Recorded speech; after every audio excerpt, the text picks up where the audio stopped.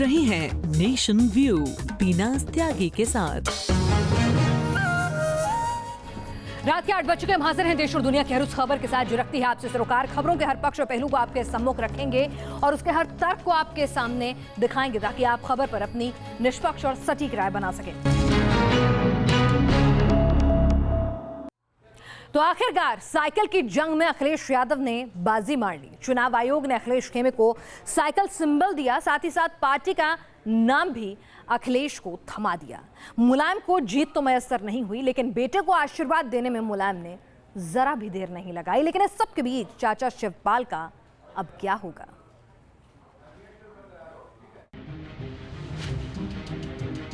Cycle की दावेदारी में बेटे अखिलेश अपने पिता मुलायम पर भारी पड़ गए। साइकिल की सवारी कौन करेगा, इस सस्पेंस से पर्दा उठ चुका है। चुनाव आयोग का फरमान आ चुका है। आयोग ने साइकिल चुनाव निशान पर अखिलेश गुट के दावों पर मोहर लगा दी है। वहीं मुलायम गुट हाथ मलता रह गया। चुनाव आयोग का फैसला आते ही चाचा रामगोपाल यादव मीडिया के सामने आए। वर्चस्व की जंग में जीत से गदगद रामगोपाल कह रहे हैं कि अब दोनों गुट मिलकर अखिलेश को दोबारा सीएम बनाने के लिए मेहनत करें। मैं आपके माध्यम से उत्तर प्रदेश के समाजवादी पार्टी के कार्यकर्ताओं और नेताओं को भी बहुत बधाई देना चाहता हूं और उनसे अपील करता हूं कि वे दोबारा अखिलेश को मुख्यमंत्री बनाने के लिए पूरी ताकत से युद्ध क्षेत्र में चले जाएं। प्रत्याशियों की सूची और महागठबंधन 2-1 दिन के अंदर प्रत्याशियों की सूची पहले 2 फेज की तो जारी हो ही जाएगी, क्योंकि अभी तो हम लोगों को यही निश्चय नहीं था कि क्या होगा। साइकिल की गद्दी मिलते ही अखिलेश समर्थक खुशी से झूम उठे। उन्हें लगता है कि इस नूरा कुश्ती का चैप्टर क्लोज होगा और अब विरोधियों से पार्टी निपटेगी। समाजवाद के शक्ति प्रदर्शन में एक बार फिर पिता मुलायम को बेटे अखिलेश से शिकस्त का सामना करना पड़ा। बैकफुट पर आए नेताजी के तेवर अब नरम नजर आ रहे हैं। बताया जा रहा है कि चुनाव आयोग के फैसले के बाद मुलायम ने अखिलेश को बधाई दी। अब इसे समाजवादी संग्राम में सीज फायर कहें या फिर नेताजी की नई चाल। समाजवादी पार्टी के विरोधी अब भी इसे महज ड्रामा ही करार दे रहे हैं। तो अब उत्तर प्रदेश को युवराज नहीं चाहिए, परिवारवाद नहीं चाहिए, जाति और धर्म की जो राजनीति करने वाले हैं वो लोग नहीं चाहिए। उत्तर प्रदेश को विकास देने वाली सरकार चाहिए। वर्चस्व की जंग में टीपू ही सुल्तान साबित हुआ। पार्टी के अंदर अखिलेश विरोधियों को सख्त जवाब मिला है, लेकिन इस फैसले के बाद क्या समाजवादी पार्टी में ऑल इज वेल हो गया, कहना मुश्किल है। दिल्ली से सैयद आमिर हुसैन के साथ टीम न्यूज नेशन। संख्या बल और काडर दोनों अखिलेश के साथ था, ये बात मुलायम बखूबी जानते थे। फिर भी दावा ठोका साइकिल पर, और जब जीत बेटे की हुई तो आशीर्वाद देने में भी जरा सी देरी नहीं की। क्या कुछ समझा जाए पिता पुत्र की? क्या ये सोची समझी रणनीति है जिसकी ओर आरोप लगातार विपक्ष लगाता रहा है? विनोद हमारे साथ लखनऊ से मौजूद हैं।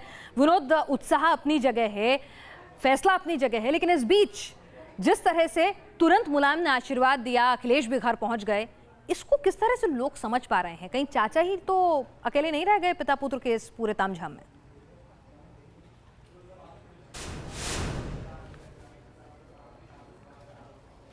बिल्कुल, देखिए जाहिर सी बात है, अगर पिता पुत्र एक होते हैं तो सिर्फ चाचा ही कैसे हैं जो सबसे अकेले अलग रह जाएंगे। उन्हीं की सबसे बड़ी जो परेशानी है वो शिवपाल सिंह यादव के लिए है। बहुत सारे लोग भी यही लोग से बात कर लेंगे। जिस तरह से पिता पुत्र एक हो गए, अब शिवपाल तो अलग हो गए ना, अब तो अलग हो गए, जिनको लगातार अखिलेश यादव चाहते भी थे कि शिवपाल को अलग किया जाए।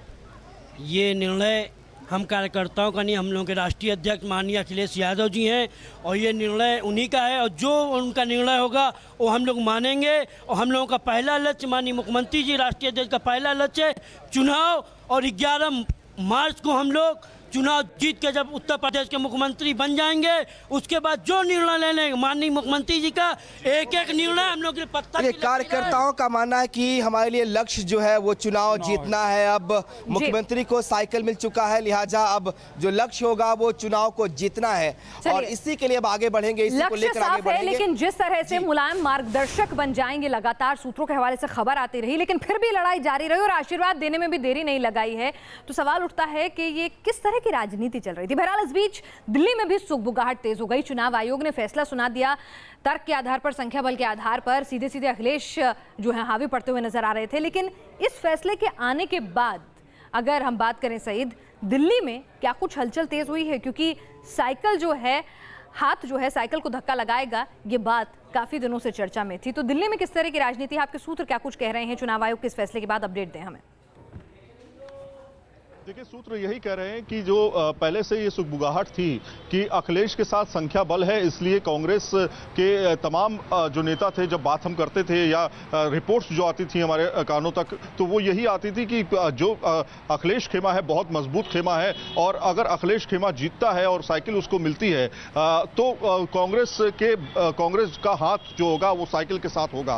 तो ये बात बिल्कुल तय हो चुकी थी और तमाम नेताओं ने भी ये माना है, अखिलेश को बधाई भी दी है। तो कहीं ना कहीं जो कांग्रेस का, चूंकि कांग्रेस चाहती भी है यही है कि एक ऐसे नेता के साथ हो जाए उत्तर प्रदेश में जिसको लोग पहचानते हो, जिसको जानते हो, और दूसरा ये कि आने वाले समय में जीत वो हासिल कर सके, बड़ा दमखम रख सके, ऐसे पार्टी के साथ जाना जाता है। तो जाहिर तौर पर मुलायम के साथ इसलिए नहीं थे क्योंकि उनको मालूम था कि कहीं ना कहीं मुलायम अब कमजोर पड़ते जा रहे हैं, इसलिए सही समय पर सटीक चाल यही है। चढ़ते हुए सूरज को हर कोई सलाम करता है, लेकिन विनोद, जिस तरह से यहां पर मुलायम भी आशीर्वाद देते हुए नजर आ रहे हैं, हमने प्रियंका और डिंपल के पोस्टर तो साथ देख लिए, अब बारी क्या राहुल और अखिलेश के पोस्टर देखने की है, और उसकी भी तैयारी हो चुकी है क्या?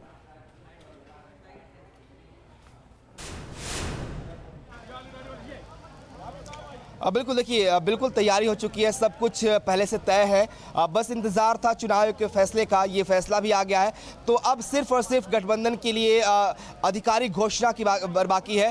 बातें लगातार दोनों पक्ष से हो चुकी है, राहुल गांधी और प्रियंका गांधी से लेकर तमाम बड़े नेता जो है कांग्रेस के, उनसे बातें हो चुकी है अखिलेश यादव की।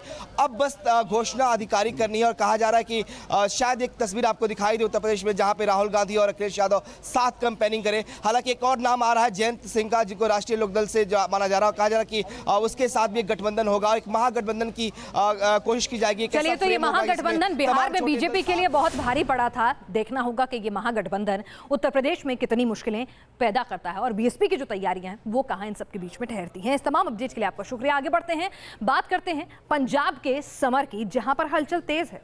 कांग्रेस उपाध्यक्ष राहुल गांधी से 4 दिन में 2 मुलाकात की, और फिर सिद्धू ने आखिरकार नानुकुर करते करते पकड़ ही लिया कांग्रेस का दामन, और गुरु अब फ्रंट फुट पर चौके छक्के लगाने को तैयार हैं। और तेवर कितने तल्ख हैं ये आप खुद देख लीजिए। अब कह रहे हैं जन्मजात कांग्रेसी था, भले ही फैसला लेने में इतने दिन क्यों लग गए हों। मेरी ये घर वापसी है। मां बोलता था, लेकिन माता तो कैकेयी भी थी। क्या किसी को हलाहल विष पीना नहीं होगा? क्या हर आदमी अपने बारे में ही सोचता रहेगा? हाथों से कमल छूटा तो बीजेपी में कैकेयी का कोप और कांग्रेस में कौशल्या की ममता नजर आती है। ये सियासी पिच पर गुरु की नई बैटिंग स्टाइल है। अब बोलते वो कितना कमाल है ये तो हम सब जानते हैं, और ये हुनर कांग्रेसी सिद्धू में मानो और निखर कर आया। जिक्र माँ का चला तो गुरु ये भी बता गए कि वो तो पैदाइशी कांग्रेसी है। मेरा अस्तित्व पैदाइशी कांग्रेसी है। I've just come back to my roots. मैं अपनी जड़ से वापस जुड़ गया। पार्टी बदलते ही गुरु एक बार शुरू हुए तो फिर रुकने वाले कहाँ थे? जब बीजेपी को कैकेयी बता दिया तो फिर मंथरा का जिक्र कैसे ना करते? मंथरा कौन ये खुलकर बेशक बताया नहीं, लेकिन जनता समझ ना पाए इतना छिपाया भी नहीं। सारा जग वाकिफ है, पंजाब वाकिफ है कि मंथरा का रोल किसने निभाया पंजाब में, कौन उकसाता था, कौन साजिशें करता था, और कौन सिद्धू को वहां देख के असुरक्षित महसूस करता था। वो मंथरा कौन है ये जो पब्लिक है ये सब जानती है। सिद्धू नहीं कहता, राजेश खन्ना कह गए, बहुत पुराने, वो भी कांग्रेसी थे। खटैक। अब यही तो गुरु का दर्द है। मोदी वाली बीजेपी में वो हाशिए पर चले गए, लेकिन हमेशा ओपनिंग बल्लेबाजी के तौर पर पिच पर उतरने वाले सिद्धू को नाइट वॉचमैन का किरदार भला कब मंजूर होगा। इसलिए कमल को किनारे कर दिया, हाथ के साथ हो लिए। अब इरादा पंजाब बदलने का है। कोई उठेगा, परित्राणाम साधुनाम विनाशाचाय दुष्कृताम, धर्म संस्थापनार्थाय संभवानी युगे युगे। जिन लोगों को भगवान भूल गया है, जिन लोगों ने जुल्म की अति कर दी, दबा के लूटा, जिसने विरोध किया उसे दबा के कूटा, उन लोगों के इंसाफ का समय आ गया है भाई। कांग्रेस का हाथ थामने के बाद सिद्धू ने अकालियों को भी निशाने पर लिया। सर्द जनवरी में जुलाई के बादलों की तरह फटे। भाग बाबा बादल भाग, कुर्सी खाली कर, पंजाब की जनता आती है, आती है। मैंने किसी से कुछ नहीं मांगा दोस्त, उन्होंने तो डिप्टी भी अनाउंस कर दिया। पहले तो इलेक्शन लड़ा के राजी नहीं थे, मेरी बात समझ लो ना, पहले तो इलेक्शन लड़ा के राजी नहीं थे, पर मैं इलेक्शन नहीं लड़ूंगा तो पंजाब को कैसे संवार लूंगा, दर्शनी घोड़ा बनना था क्या। सियासी पिच पर सिद्धू ने अब तक कमाल की बैटिंग की है। वो मंझे हुए बैट्समैन हैं, गुगली को पहचानते हैं, उसे बाउंड्री से पार भेजने का हुनर भी जानते हैं, ये तो सबको पता है। लेकिन वो गुगली डालते भी है, ये अब खुलकर सामने आया है। वैसे नई पारी में सिद्धू हिट होते हैं या हिट विकेट, ये 11 मार्च के स्कोरबोर्ड पर तय होगा। पंजाब के चुनावी मैदान में कांग्रेस का बल्ला थाम उतरे नवजोत सिंह सिद्धू ने अकाली सरकार पर आरोपों के चौके छक्के जड़ने शुरू कर दिए हैं, तो वहीं जवाबी पारी की शुरुआत अकाली नेताओं ने भी कर दी है। इस मैदान में पहले से आम आदमी पार्टी है और ऐसे में पंजाब चुनाव का मुकाबला अब और रोमांचक और दिलचस्प होता जा रहा है। वीडियो जर्नलिस्ट सुभाष चंद्र के साथ मधुरेंद्र कुमार, न्यूज नेशन, दिल्ली। राजनीति में गरीबी की चर्चा तो हर बार होती है, लेकिन सियासी गरीब दिखाने का चलन अब नया है। कांग्रेस उपाध्यक्ष राहुल गांधी ऋषिकेश पहुंचे तो लोगों को अपना फटा हुआ कुर्ता दिखाने लगे और अपनी कुर्ता फाड़ सियासत से उन्होंने पीएम मोदी पर तंज कस दिया। फटा कुर्ता, निकली सियासत, और क्या खूब निकली। कुर्ता भी तो राहुल गांधी का है, इसलिए जब भरी महफिल में हाथ जेब की बगले झांकने लगी तो सब टकटकी लगाए देखने लगे। कुछ शर्माए होंगे, कुछ इतराए होंगे, और राहुल गांधी अपनी कुर्ता फाड़ सियासत पर मुस्कुरा रहे थे। फटे हुए कपड़े मैं कभी पहनता नहीं हूँ। ये भी मैं देख रहा था, यहाँ पे मेरा कुर्ता फटा हुआ है, ये देखो, मैं आपको एक और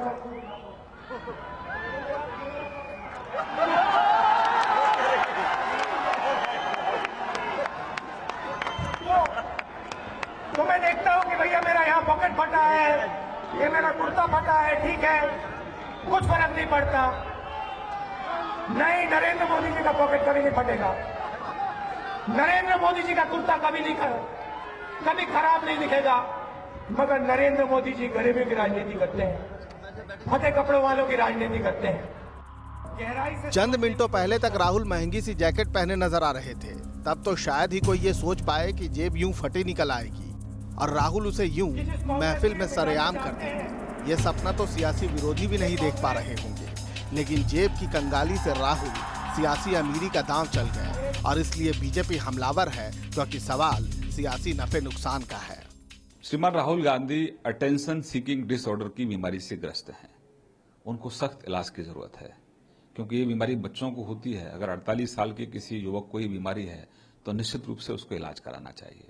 श्रीमान राहुल गांधी, उत्तराखंड में चुनाव है, वहां आपकी सरकार है, लोग जानना चाह रहे थे कि आपकी सरकार ने उत्तराखंड के लिए क्या किया है, लेकिन आपने उस पर एक शब्द नहीं बोला। राजनीति में गरीब की बात करने का चलन पुराना है, लेकिन खुद को गरीब दिखाने बताने का चलन नया है। शायद ये चाय वाले पीएम का असर है। अब राहुल की फटी जेब वोट बटोरे ना बटोरे, लेकिन फिलहाल फटे कपड़ों वालों ने थोड़ा सुकून पा लिया होगा कि जब राहुल की जेब फटी है तो उनके फटे कपड़े में क्या बुराई। ऋषिकेश से मनमोहन भट्ट के साथ टीम न्यूज नेशन। तो लगता है इन दिनों आजकल सिंबलिज्म की राजनीति का जमाना है और उसमें हर कोई माहिर होना चाहता है। बहरहाल आगे बढ़ते हैं और अब आपको सावधान करते हैं दिल्ली के दरिंदे से। दिल्ली के दामन पर एक बार फिर लगा है बदनुमा दाग। एक सीरियल रेपिस्ट की गिरफ्तारी से दिल्ली वाले सन्न हैं, क्योंकि सीरियल रेपिस्ट ने एक दो नहीं बल्कि करीब 700 नाबालिग बच्चियों से यौन शोषण का आरोप किया है। पिछले 12 साल से ये लगातार दिल्ली एनसीआर में ऐसी घिनौनी वारदातों को अंजाम दे रहा था। आखिर जब वो पुलिस की गिरफ्त में आया तो उसने किए कई हैरान करने वाले खुलासे, जिनको सुनकर रूह कांप उठेगी। अभी तक कितना जगह ऐसा ट्राई कर चुके हैं? कोई गिनती नहीं। कोई गिनती नहीं है। ये कबूलनामा है उस सीरियल रेपिस्ट का जिसके खुलासे से हर कोई हैरान है।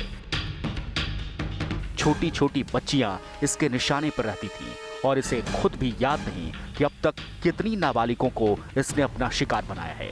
लेकिन आरोप है कि कुल 700 बच्चियां इसकी दरिंदगी का शिकार बन चुकी हैं। इसने खुद कबूला कि बस शौक के लिए बच्चियों का यौन शोषण किया करता था। सीसीटीवी फुटेज की मदद से सीरियल रेपिस्ट का मिला था सुराग। उत्तराखंड के रुद्रपुर का रहने वाला ये सीरियल रेपिस्ट कई साल पहले न्यू अशोकनगर में ही एक टेलर शॉप में काम करता था, लिहाजा इस इलाके से वो पूरी तरह वाकिफ था। लेकिन हैरत की बात ये कि साल 2004 से अपने शिकार की तलाश में ये हर हफ्ते रुद्रपुर से ट्रेन के जरिए दिल्ली आया करता था। गाजियाबाद से दिल्ली के बीच में जहाँ भी इसको कभी कोई विक्टिम बच्ची मिल जाती, उसके साथ ये अपनी लस्ट पूरी करने की कोशिश करता था। और इसने बताया कि आमतौर से वो एक दिन में 8 से लेकर 10 बच्चियों को टारगेट करता और प्राय एक में सक्सीड हो जाता। अपने घिनौने मंसूबे को पूरा करने के लिए इसने खास तरीका अपनाया था। ये बच्चियों को बहलाकर किसी सुनसान मकान या झाड़ियों में ले जाता और फिर उनका शोषण होता। इसके निशाने पर खासकर स्कूल से घर लौटती बच्चियां हुआ करती। पुलिस के मुताबिक ये सीरियल रेपिस्ट खुद 3 बच्चियों समेत 5 बच्चों का पिता है और पिछले 13 सालों से करीब 600 बार दिल्ली आ चुका है। करीब 700 बच्चियों के साथ छेड़छाड़ की वारदातों को अंजाम दे चुका है और अब पुलिस इससे पूछताछ में जुटी है। दिल्ली से रुमानुल्लाह खान के साथ टीम न्यूज़ नेशन। ये मानसिक रोगी है, इंसान की शक्ल में दरिंदा है, ये आप खुद तय कर सकते हैं। बहरहाल अब बात करते हैं बर्फबारी की, जिसने कश्मीर से लेकर उत्तराखंड के ऊपरी इलाकों में जमकर एक बर्फ की चादर जो है वो ढक दी। घाटी में बर्फबारी खुशी का पैगाम लेकर आ रही है, लेकिन कई इलाकों में बर्फबारी की वजह से लोग मुश्किलों से भी दो चार हो रहे हैं।